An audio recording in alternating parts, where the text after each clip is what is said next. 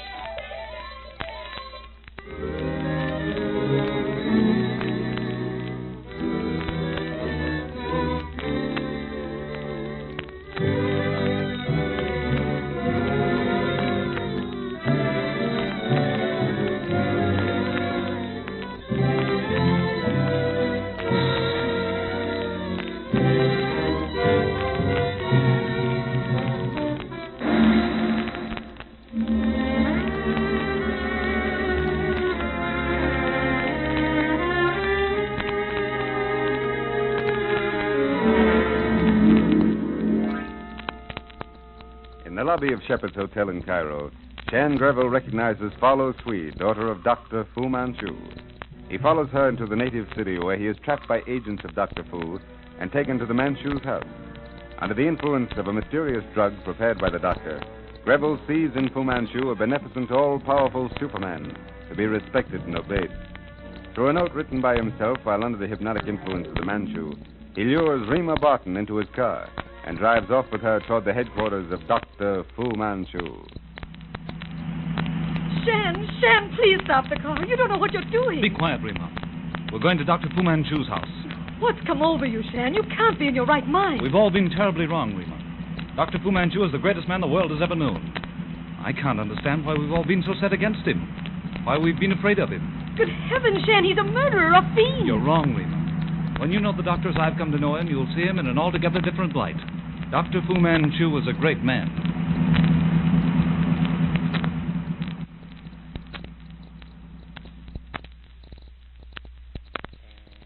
Sit down, please, Miss Barton. What have you done to Mr. Greville, Fu Manchu? You understand, of course, why you are here, Miss Barton. It isn't hard to guess. Mr. Greville is no longer my guest, Miss Barton.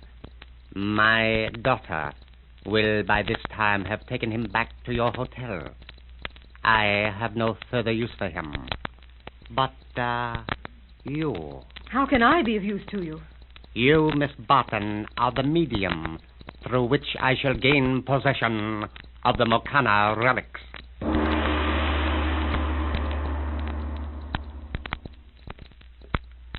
He shall be crowned in Damascus. He shall be crowned. What the deuce did I hear that? What does it mean? Dreamed it, probably, blasted. Why, the hotel's dark. It must be... Great Scott, it's 3 o'clock. Not a soul in the lobby.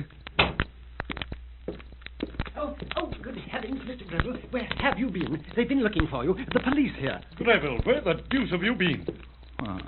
I don't know, Weymouth. Where's Sir Lionel? Where's Smith and Rima? Out with the search party.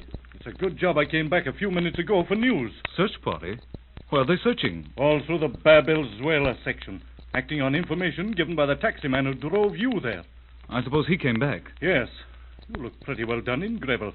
But I'm afraid you'll have to come along and join Mr. Smith. My car's just around the corner. Of course. But first, Greville, so we waste no time, suppose you tell me what happened tonight. What happened? Why, yes, if I can. What do you mean? I mean the most important period seems to be a complete blank. Suppose then I ask you a few questions. Go ahead. I'll do the best I can to answer. You left Dr. Petrie here in the lobby between 7:30 and 8. You stopped at the tobacco counter, and where did you go after that? I saw Dr. Fu Manchu's daughter. She was leaving by the main entrance there.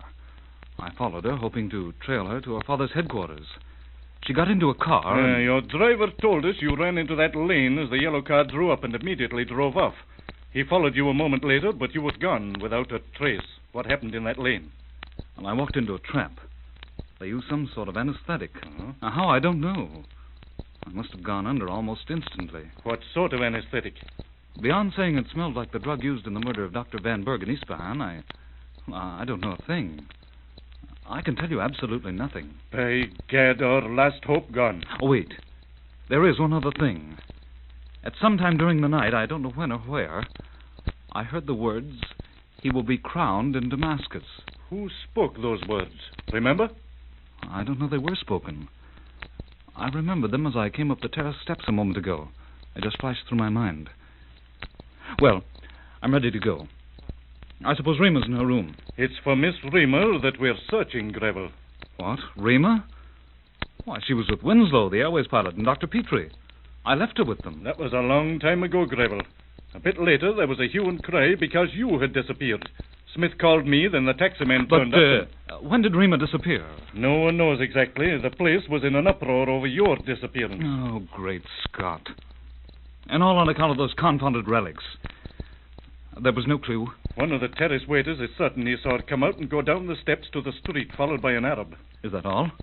Nothing else? From that moment, Greville, nothing has been heard or seen of Miss Barton.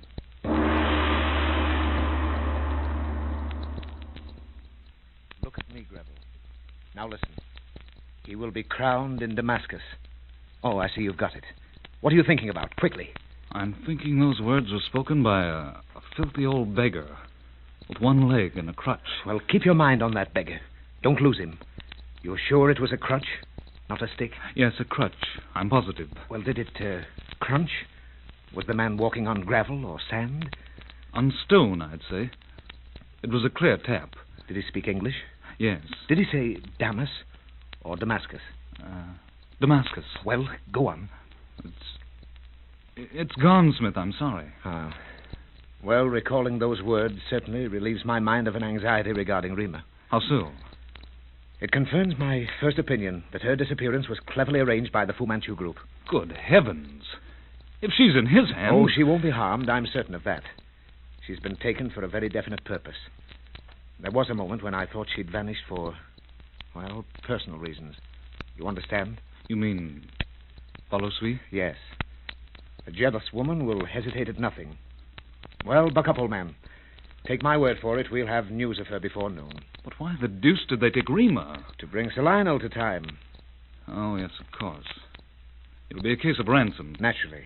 Rima's life or the Makana relics. And this time the enemy will score. Not even Sir Lionel would hesitate. Hesitate? If I have to force him at the point of a gun, he'll give them up. It won't come to that.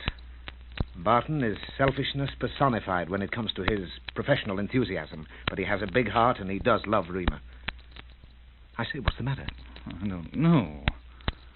My ankles feel as though... Let's see. Put your feet on this chair. Oh, you've been tied with a thin, strong line. The same material, I'd say, that we found on the minaret of the Isfahan Ghost Mosque. I don't recall my ankles being bound. Well, I can't help you there. There's no cue word to arouse your memory. Oh, blast it. If I can ever defeat the genius of this one old man, he's stupendous. He certainly is. Have you examined your pockets since you returned? I never thought of it. Turn them out, everything. All right. My wallet, pipe, pouch, cigarette case, keys, loose money. I guess that's the lot. Anything missing? No, nothing. It's all there. How many cigarettes were in this case when you left? Why, none.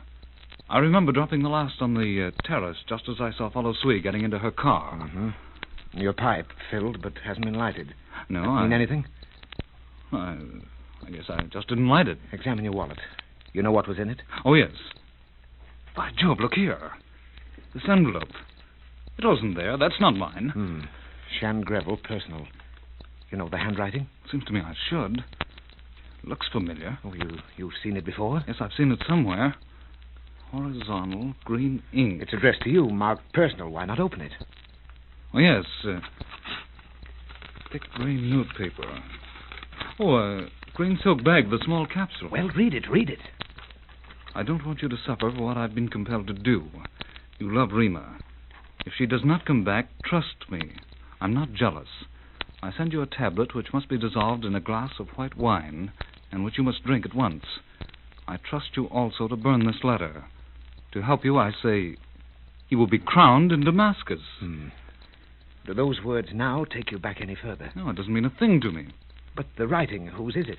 I've only seen it once, but it's the writing of Follow Swede. Sure of that? Positive. Oh, Lord, it's the old story over again.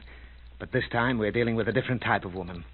Dare we trust her? I'd just as soon think of following her instructions as of jumping out of that window. This capsule... Now, wait, don't throw it out.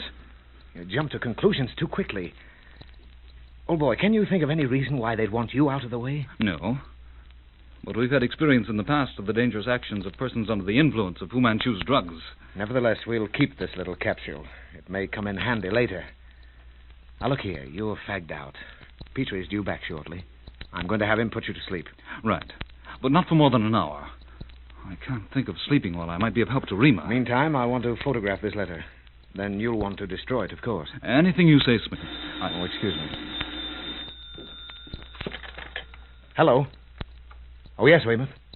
What is it? Oh, good. I'll be there in 10 minutes. News, Rima?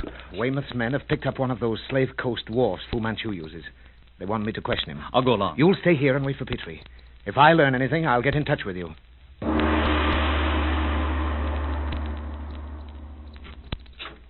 Well, Weymouth, were you able to get anything out of him? Nothing. We have him in the next room. Burns, the police surgeon's with him. Oh, the fellow's hurt? Well, you can see for yourself. There he is. Mm-hmm. Hypnosis, Dr. Burns? Well, blessed if I know, Smith. He's rigid as a post. I wouldn't want to go on record as definitely diagnosing it as hypnosis, however. You found him this way, Weymouth? No, we had him up here for questioning. Without warning, he stiffened out in his chair like that. Catalepsy, Doctor? Frankly, I don't know. It's beyond me. The fellow's in a complete state of suspended animation.